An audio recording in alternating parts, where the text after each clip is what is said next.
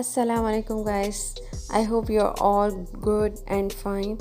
तो आज मैं बनाने जा रही थी पिज़्ज़ा और ये मेरी पहले की रिकॉर्डिंग है। मैंने सोचा कि मैं चैनल के ऊपर आप लोगों के साथ शेयर करती रहूँ वो सब कुछ जो मैंने ख़ुद एक्सपीरियंस किया है और अच्छा एक्सपीरियंस रहा है। कि जी मैंने इसमें फ्लोर ऐड किया था, यानी मैदा ऐड किया था 1 टेबल स्पून। मैंने इसके अंदर ईस्ट डाली थी 1 टेबल स्पून। इसके अंदर मैंने ऑयल ऐड किया था और हाफ़ टेबल स्पून इसके अंदर सॉल्ट ऐड किया था और फिर उसके बाद मैंने नीम गर्म पानी से इसको गूंद लिया था और फिर मैंने हाफ़ कप जो है मैंने इसके अंदर दूध भी ऐड किया था। अब बारी आती है, ये मैंने पिज़्ज़ा सॉस घर में बनाई थी, ख़ुद बनाई थी और इससे बहुत अच्छा फ्लेवर आता है। लहसुन अदरक को मैंने ऑयल में सौते कर लिया था और उसके अंदर मैंने कुटी हुई मिर्चें डाल दी थी।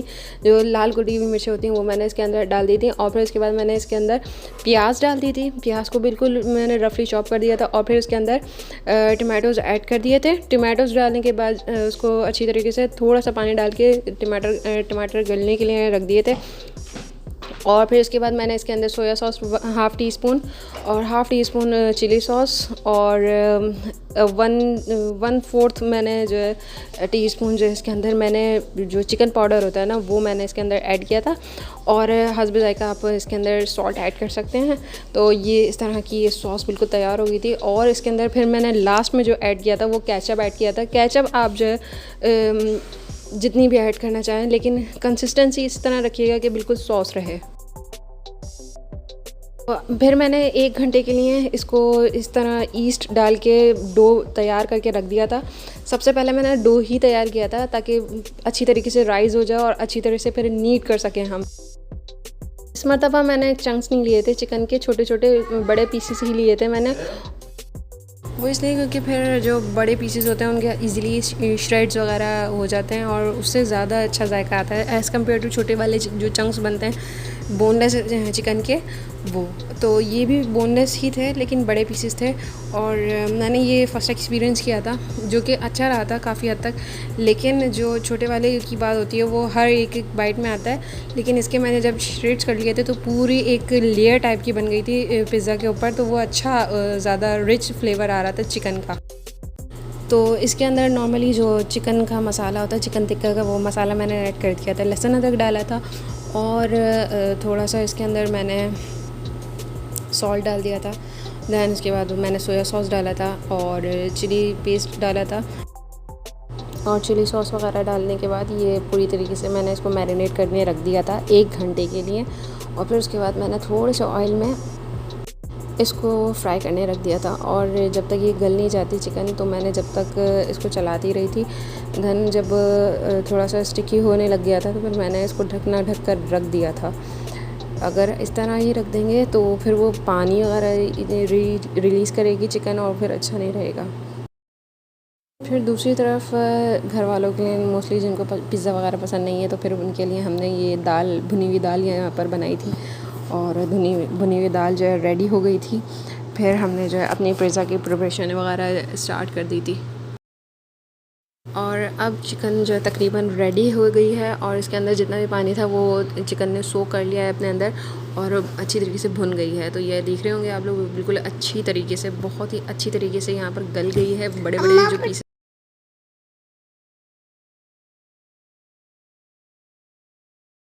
अब यहाँ पर मैंने सलमान का दलिया भी रेडी कर दिया था और इसके ऊपर बघार वगैरह डाल के बिल्कुल रेडी कर दिया था। और ताकि मैंने ये अपना प्लान बनाया हुआ था कि ये मोटी मोटी चीज़ें मैं तैयार करके रख दूँ पिज़्ज़ा की, पहले मैं सलमान को खिला दूँ, फिर उसके बाद मैं टेंशन फ्री होकर आराम से जो है मैं अपना काम कर लेती हूँ। सारी चीज़ें मैं अपने साथ लेकर बैठी हुई थी, सलमान का मग और सलमान का दलिया खिलाना बहुत बड़ा टास्क होता है भाई, क्योंकि वो बहुत भागता है और खाता नहीं है इस वजह से। और फिर मैंने इसके चिकन के अच्छी तरीके से स्ट्रेट्स कर लिए थे और आप लोग देख रहे होंगे कि हर बोटी बहुत जूसी थी। अगर मैं ये अलग इसके चंक्स निकालती तो वो इतने जूसी नहीं रहता जितना चिकन इसमें जूसी है। और इस तरह करके जो पिज़्ज़ा में मैं ऐड करूँगी ना, और बहुत ही ज़्यादा अच्छा टेस्ट आया था जब मैंने ये पिज़्ज़ा में ऐड किया था। और फिर उसके बाद मैंने ये सारी चीज़ें अपनी ऐड यहाँ पर सजा कर रख ली थी। और मैं जो एक्चुअली जो बनाती हूँ वो स्टील की प्लेट हमारे पास रखी हुई है, उसके ऊपर मैं स्प्रेड करती हूँ डो को, और फिर उसके बाद सारी चीज़ें जो है इसके ऊपर वन बाय वन लेयरिंग करती रहती हूँ।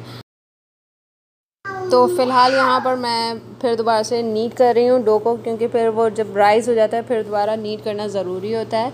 और फिर उसके बाद मैं इसको वो जो ग्रीस करके मैंने स्टील की प्लेट रखी हुई है उसके ऊपर फिर मैं हाफ़ करके हाफ़ मैं एक डो का फिर 4 पीसेस कर लेती हूँ, और 4 पिज़्ज़ाज़ हमारे पास रेडी हो जाते हैं। और 4 हिस्से जब हो जाते हैं तो एक-एक हिस्सा मैं एक-एक प्लेट के ऊपर स्प्रेड करती रहती हूँ। उसके बाद हमने यहाँ पर इसके 4 पीसेस कर दिए थे, एक डो के 4 पीसेस कर दिए थे। मेजरमेंट मैं आप लोगों को पहले ही बता चुकी हूँ कि कितना मेजरमेंट से हमारे डो बनेगा। और फिर इस तरह इसको स्टील की प्लेट के ऊपर ग्रीस करने के बाद, प्लेट ग्रीस करने के बाद फिर उसके बाद एक-एक पेड़ा इसके ऊपर स्प्रेड कर दिया था इस तरह। और फिर उसके बाद यहाँ पर मैं अब सॉस वगैरह इसके ऊपर ऐड कर रही हूँ, और अपने मुताबिक आप जितना चाहे इस पर स्प्रेड करें। घर में बनाने की सॉस यही बात होती है कि ज़्यादा बन जाती है, और आप खुले हाथ इजीली आप यूज़ कर सकते हैं जितना आप लोग का दिल चाहे। और होममेड सॉस की ये बात होती है कि जितनी भी आप इसके अंदर वेरिएशन करें कम होती है, और इसमें जो है स्पाइसेस भी आप अपने मुताबिक डाल सकते हैं। मैं हमेशा होममेड सॉस ही रिकमेंड करूँगी, और होममेड सॉस मैं ख़ुद भी बनाती हूँ, क्योंकि जो बाहर वाली सॉस होती है उसमें इतना जायका नहीं होता और इतनी स्पाइसी होती है। तो मेरे ख़्याल से मुझे जो लगते हैं ना वो होममेड सॉस ही अच्छी लगती है, और जिस तरह का भी आप इसमें वेरिएशन कर सकते हैं। So it's up to you कि आप इसमें क्या डालना चाहते हैं क्या नहीं डालना चाहते। तो अब जो है मैं इसके अंदर वो कैप्सिकम वगैरह ऐड कर रही हूँ। इसके सॉस के अंदर मैंने बेसिकली ऑरिगैनो भी ऐड किया था। ऑरिगैनो से बहुत ही अच्छा टेस्ट आ जाता है। ऑरिगैनो ऊपर से स्प्रिंकल भी मैंने किया था, और मुझे याद आ रहा है कि मैंने सॉस के अंदर भी ऑरिगैनो ऐड किया था। तो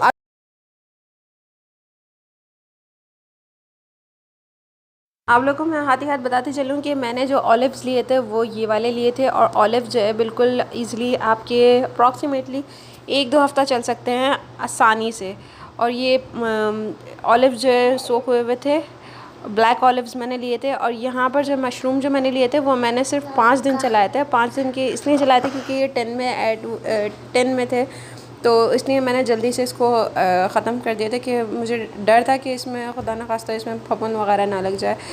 तो ये जो मैंने प्रोडक्ट्स लिए थे, ये इस ब्रांड की चीज़ें मैंने ली थी। और मोस्ट इम्पॉर्टेंट ये कि अभी जब भी आप ऐसा कोई प्रोडक्ट वगैरह ख़रीदें तो सबसे पहले आप इसका एक्सपायरी डेट देख लें, क्योंकि बहुत एक्सपेंसिव प्रोडक्ट्स होते हैं तो इसको आप रिटर्न नहीं कर सकते। जब आप इसको ओपन कर लेंगे तो इसको रिटर्न नहीं कर सकते। इस वजह से सबसे पहले आप इन चीज़ों की एक्सपायरी डेट ज़रूर देख लिया करें।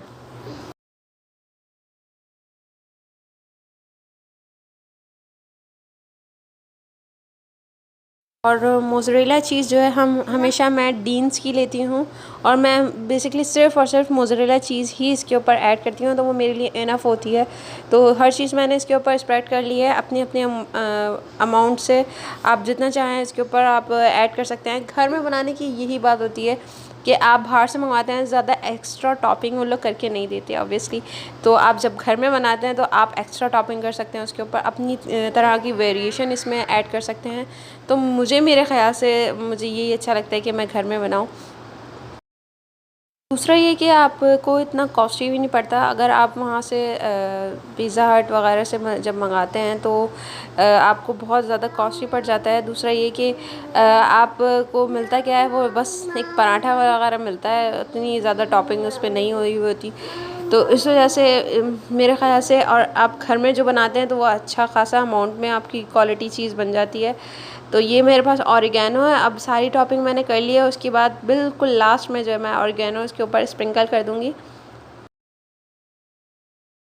मेरे ख़्याल से ऑलिव्स मशरूम वग़ैरह जब आप एक मरतबा लाकर रख दें तो मेरे ख़्याल से 2-3 मरतबा पिज़्ज़ाज़ वग़ैरह बन जाते हैं। जिस तरह के अभी 4 पिज़्ज़ाज़ मैंने बना लिए हैं, तो इतनी अमाउंट में हाफ़ टन मेरा मशरूम का ख़त्म हुआ है, और जस्ट क्वार्टर मेरे ख़्याल से जो जार था वो ऑलिव्स का ख़त्म हुआ था। अदरवाइज़ एज़ इट इज़ था। उसके अलावा मैं मशरूम को सिर्फ एक मरतबा और यूज़ कर सकती हूँ, और ऑलिव्स को मैं 2 मरतबा मज़ीद और यूज़ कर सकती हूँ।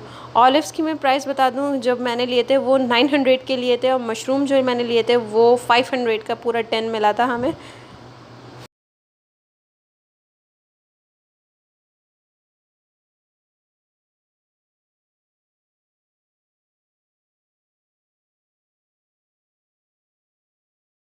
Now you can see our pizza कि किस तरह जो है इतना प्यारा ये सेक चुका है।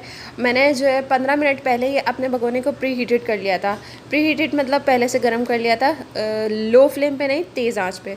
और फिर जब मैंने खोला तो मैंने डायरेक्ट स्टैंड के ऊपर रख कर इसको पिज़्ज़ा का जो मेरी प्लेट थी वो उसके ऊपर शिफ्ट कर दिया और मैंने ढक दिया।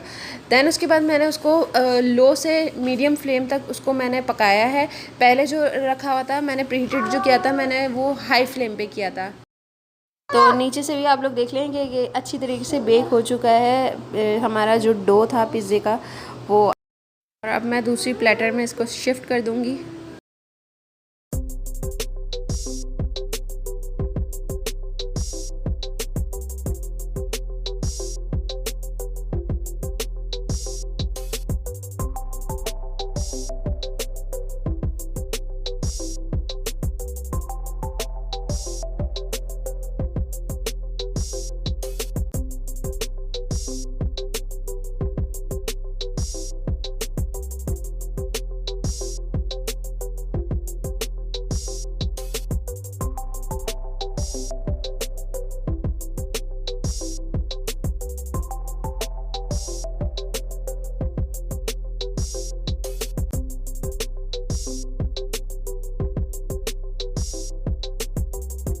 चलिए मैं आप लोगों को क्रस्ट कट करके भी दिखा देती हूँ कि कितना सॉफ्ट बना है। आप लोगों को अंदाज़ा हो जाएगा कि कितना ज़बरदस्त ये क्रस्ट बना था। और मेजरमेंट अगर इंग्रेडिएंट्स की बिल्कुल सही हो तो ये क्रस्ट भी बिल्कुल सॉफ्ट बनता है। और ये आप लोग देख रहे होंगे ये ईज़िली इससे ये कट हो चुका है, और ईज़िली ये जो है ना एक स्लाइस दूसरे से अलहदा हो रहा है।